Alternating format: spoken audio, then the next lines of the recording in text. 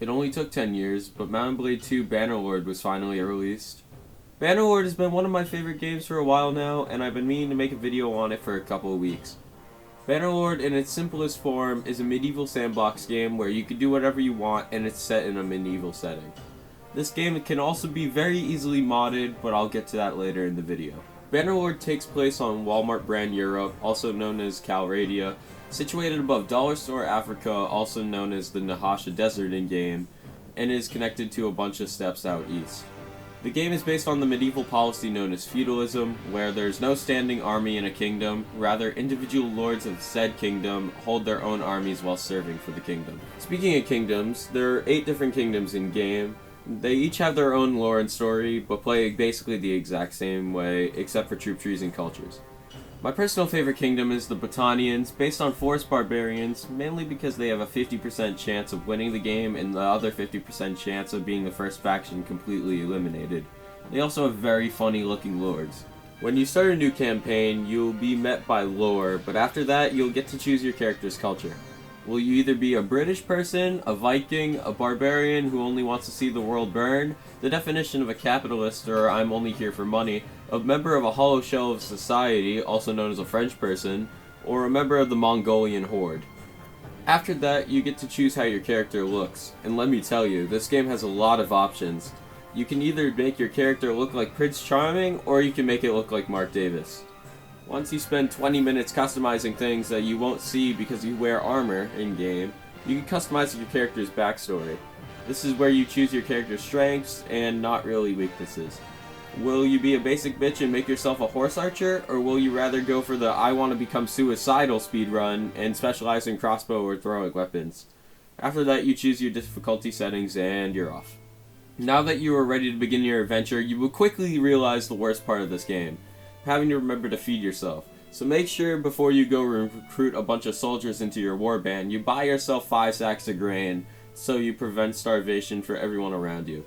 After that, you go around fighting homeless people and playing medieval Fortnite to make enough money and get enough renown until you are Clan Tier 2. Once you hit Clan Tier 2, serious shit hits the fan. You will finally be able to become a mercenary and serve one of the 8 major factions. I suggest you fight for a faction that looks like they're on the upswing, because they will surely be getting fucked within the next 5 minutes.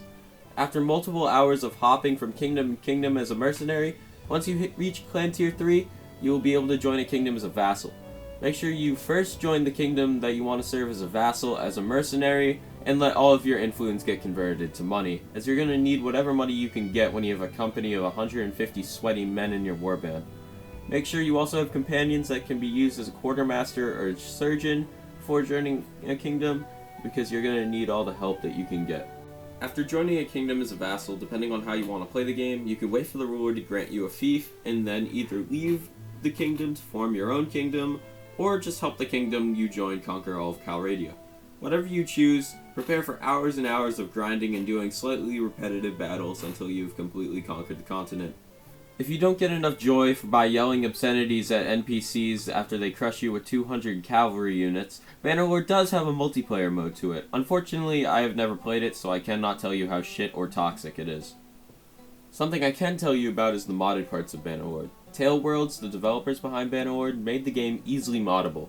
Mods for Bannerlord come in many different shapes, sizes, and forms. From mods that completely change how Bannerlord functions to a mod that just changes your character's cock size.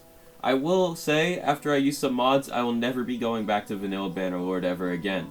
I do recommend you do play a campaign with no mods and only the base game, but after you use mods, they are so convenient, you will never be going back to vanilla ever again. Some of my personal favorite mods are Diplomacy, a mod that changes how clans act with each other on a war-peace dynamic, along with adding a bunch of other changes. Chaos Tweaks, which allows you to tweak basically everything about your campaign. And Righteous Executions, because remember that thing I said about Botanians only wanting to watch the world burn? Yeah, this mod lets me do that with no penalty to me whatsoever. Overall, this game is probably my favorite $50 I've ever spent on a video game in recent memory. And while I got on the hype train really late considering the release date, I'm glad I got on it at all. It is a great game, and if you are a nerd like I am, I think it'll definitely be worth your time.